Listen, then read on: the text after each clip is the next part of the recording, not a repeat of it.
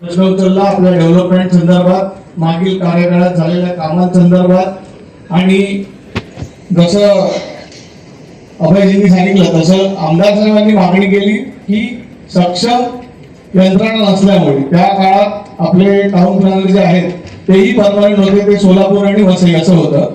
त्याच्यानंतर त्यांना परमनंट करण्यात आलं इकडे. त्यामुळे आपली यंत्रणा सक्षम आहे नाहीये याच्यावर मी बोलत नाही. आज आपले आयुक्त IIT ने, आपले टाउन प्लॅनर IIT मधून आलेले आहेत. त्यामुळे त्यांच्या सक्षमतेवर कुठलाही हे न घेता मी सांगतो आपल्या पुढचं पालघर जिल्ह्याचं प्लॅनिंग MMRDA करते.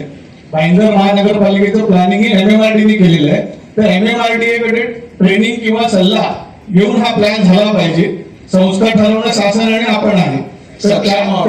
वसई विरार महापालिकेचा संपूर्ण सगळी टीम सक्षम आहे असं मला वाटतं. 100% त्यांच्या सक्षमतेवर डाऊट नाही, पण MMRDA सल्ला नक्की घ्यावा. कारण आपल्या बाजूची गावं, महानगरपालिके लगेचची पालघर जिल्ह्यातली सगळी गावं MMRDA प्लॅनिंग करते. MMRDA ने काय MMRDA प्लॅनिंग करते. MMRDA ने काय काय केलं, मिठी नदीपासून सगळ्यांना माहिती आहे. BKCच्या प्लॅनिंगचे भाग पण होते, त्यामुळे त्यांना MMRDAचा अनुभव आहे. MMRDAचे नक्की ट्रेनिंग तरी आपल्या पूर्ण स्टाफनी घ्यावं, हे कन्सिडर केलं जावं. संपूर्ण ट्रेन आहे, सगळी टीम त्यांना BKC लेवलची सिटी आपल्याला बनवायची आहे वसई विरार. तर त्यासाठी हा मुद्दा चर्चेला घ्यावा आणि याच्याबद्दल तुम्ही विचार करावा.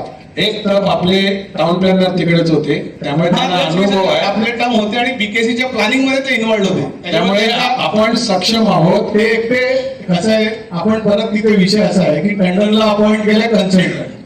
आपण इकडे कन्सल्टंट केला. टेंडर बद्दल या महासभेची सगळ्यांनाच माहिती आहे, त्याची आपण सगळ्यांनी विश्वासार्हता माहिती आहे. एक वर्षामध्ये आपलं काम पूर्ण होईल. त्या टेंडरला दिलेल्या टेंडर बद्दल पुनर्विचार होणार का? टेंडर बद्दल महासभेने एकमताने ठराव मांडलेला, तेव्हा सगळे विषय मुदत वाढ द्यायचा आहे आणि आपल्याला मुदतवाढीचा विरोध आहे का? टेंडरच करणार, विरोध आहे का? टेंडर करणार का काम? विरोध आहे का? टेंडर काम करणार याच्यावर विरोध आहे. टेंडरच्या कामावर विरोध आहे. महापालिकेच्या स्टाफवर आम्हाला विश्वास आहे. महापालिकेवर विश्वास आहे ना? महापालिकेवर पण टेंडरवर विश्वास. धन्यवाद. दुसरं कोण बोलणार आहे?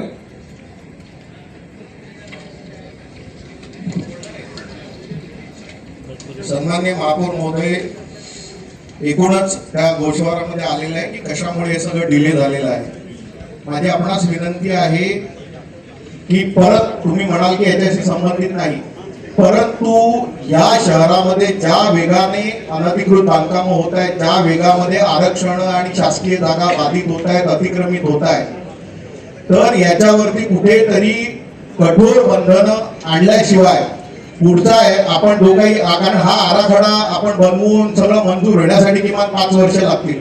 त्या 5 वर्षामध्ये या सगळ्या जागा शिल्लक राहिल्या तर त्यामुळे वर्षात मंजूर होईल या शासनावर माझा विश्वास आहे. आपण 1 वर्षात बनवला, शासन तत्काळ आपल्याला त्याला मान्यता देईल. त्या शासनावर माझा विश्वास आहे. 1 वर्षात बनवणार, हरकती सूचना सगळ्या विषय आहेत ना त्याच्यामध्ये, काय लगेच मंजूर होणार का? त्यामुळे त्या सगळ्या गोष्टी होणार आहेत. तोपर्यंत 1 वर्षामध्ये साहेब किती अतिक्रमण होती, त्यामुळे हे अतिक्रमण रोखावी म्हणजे आपला विकास आराखडा नीट इम्प्लिमेंट करता येईल. 5 वर्ष आपण आहोत.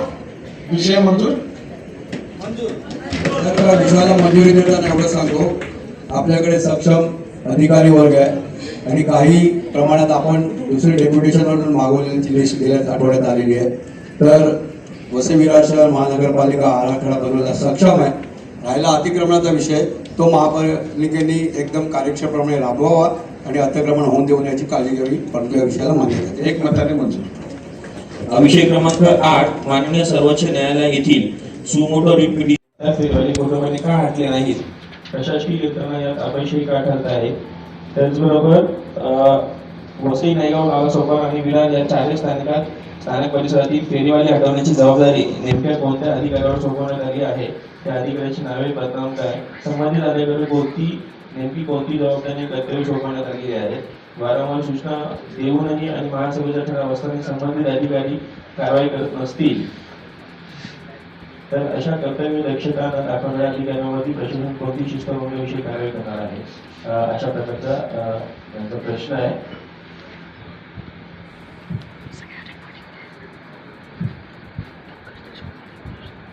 शासनाने उत्तरं दिलेली आहेत. तुम्हाला अधिक काय बोलायचं असेल तर तुम्ही बोलू शकता. आम्ही महापौरांच्या परवानगी होतो. महापौर साहेब, आपण फेरीवाल्यांबद्दल गहन चर्चा या सभागृहात सुरू असताना त्याच्यानंतर सामान्य प्रशासनाने टपरी ठेवण्यासाठी पण परवानगी दिली. सहाय्यक आयुक्तांच्या सहीने चर्मकार संघ असेल, अपंग असेल यांच्या नावाने अनेक टपऱ्या ठेवल्या गेल्या आहेत, पण त्या परवानगी तपासणीचे साधे आदेश प्रशासनाने दिले नाही. कुठलाही स्टेशन परिसर म्हणजे नालासोपारा स्टेशन तर सगळ्यांना अनुभव असेल की त्या परिसरातून ईस्ट वरून वेस्टला जायला 1.5 तास लागतो आणि इच्छाशक्ती असेल तर प्रशासन साफ बाहेर महापौर मॅरेथॉनला आपण पूर्ण क्लीन करतो. आता नालासोपारा स्टेशनची आता परिस्थिती नवीन सांगतो. सुप्रीम कोर्टच्या ऑर्डर प्रमाणे आपल्याला स्टेशन असेल, सरकारी हॉस्पिटल असेल किंवा सरकारी हे असेल, ज्या नॉर्म्स आहेत शाळा वगैरे सगळ्या ठिकाणचं आपण तुम्हाला क्लिअर करायला घेतलेलं आहे. एका ठिकाणी फेरीवाले उचलायला 6 फोन करावे लागतात. नालासोपारा स्टेशनला ई, डी, बी 3 प्रभागांचे रोड क्रॉस करून हद्दी आहेत. कोणाला जबाबदार ठरवू शकत नाही. तर एक पॉलिसी बनवून सीयूसी नवीन प्रभाग रचनेप्रमाणे आता तरी तसंच कारवाई होणार. चालू नवीन होणार प्रभाग आहे. रचनेप्रमाणे आणि तसंच आहे. आणि 16, तुम्हाला 15 या आठवड्यामध्ये तुम्हाला रिझल्ट मिळायला सुरुवात होईल. तरी तुम्हाला सांगतो नवीन प्रभाग रचना होईल नाही होईल तो नंतर त्याप्रमाणे पण 3 प्रभाग रचना आहे तिथे. तर यासाठी स्पेसिफिक नालासोपारासाठी तरी आमची विनंती आहे की स्पेसिफिक अधिकारी नेमून तिकडे स्टाफ नेमून त्यांना जबाबदार ठरवून त्यांच्यावर कारवाई झाल्याशिवाय हे साफ होणार नाही. या आठवड्यात तुम्हाला त्याचा रिझल्ट मिळेल आणि असं कोणी चुकीची परमिशन दिली असेल तर त्याची देखील चौकशी करू. सगळ्या टपऱ्यांची तुम्ही पेपरवर्क मागवा, कोणावर अन्याय नाही करायचा. जर आपल्याला- अडथळ्याच्या ठिकाणी असतील तर त्याने ट्रान्सफर करून नवीन जागा महापालिकेमार्फत स्थलांतर करू. आपल्या फेरीवाले जोड आहेत ना त्याच्यामध्ये त्यांना शिफ्टिंग करू. स्पेसिफिक अधिकारी नेमून त्याला ऑर्डर काढावी ही आम्हाला विनंती आहे. तुम्हाला कुठल्याही अधिकाऱ्याला जबाबदार धरायला त्या ठिकाणचे जे सहाय्यक आयुक्त आहेत त्यांच्यावर त्या जबाबदारी आहे. परत 3 सहाय्यक आयुक्त होणार, एकमेकावर ढकलणार साहेब.